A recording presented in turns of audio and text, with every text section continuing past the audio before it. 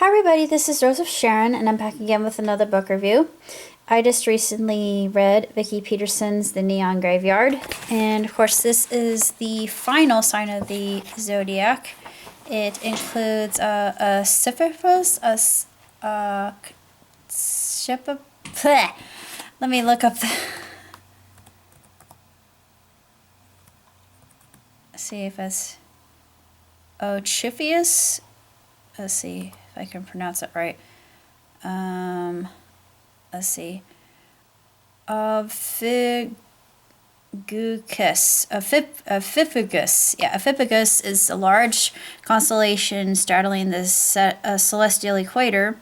Its name comes from Ophiuchus, serpent bearer. I don't know if I'm pronouncing that right. It's represented as a man grasping a snake. It's used in sidereal astrology.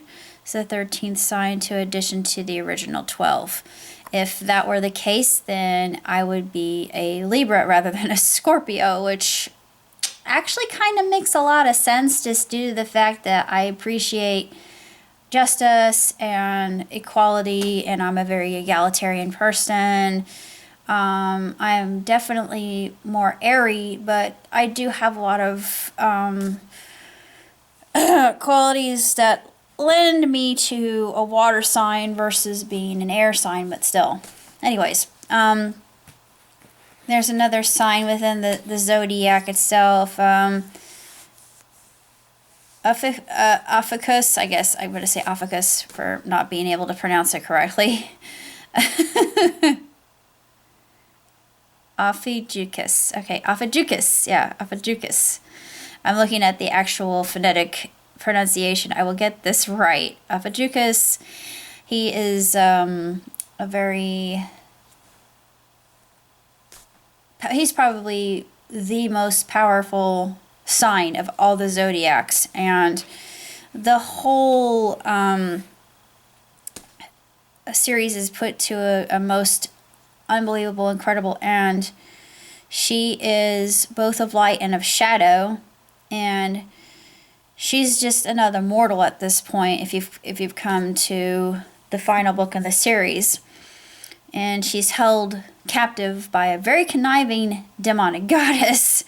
She joins forces with a bunch of rogue shadow agents, risking everything that she's come to acquire at this point.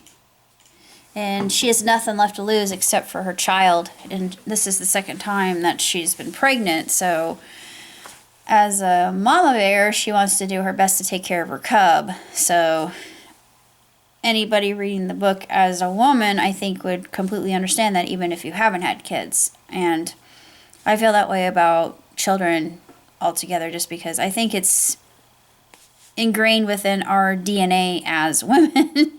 But I know that's a little bit antiquated for me to say, because I know that men have that same kind of survival instinct and preservation of DNA that will compel them to protect children, because my own dad was just a prime example of this, and how much of a hover parent he was. No offense to that. But I really loved the book. It was woefully short. Joanna writes in such a way, she's very blunt and she's very straightforward, and she uses a lot of profanity, which I don't necessarily like profanity, but given the setting and the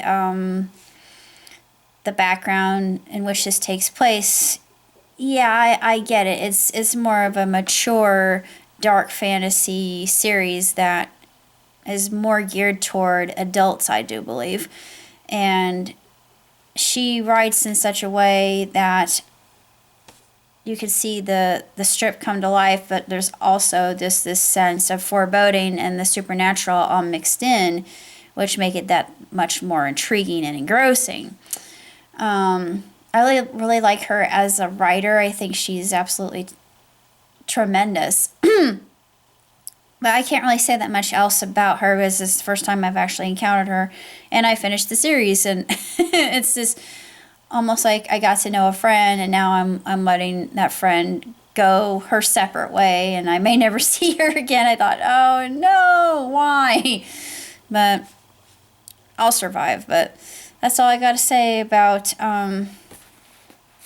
Neon Graveyard. And of course, the cover of the book itself really reminds me of the movie Cocktail. But of course, I have never seen Cocktail. I need to at some point, because I had the soundtrack for the movie and I played it to death because I loved it. But I need to see it at some point, and it's going to be on my bucket list. So until next time, live long, prosper, dream to tea.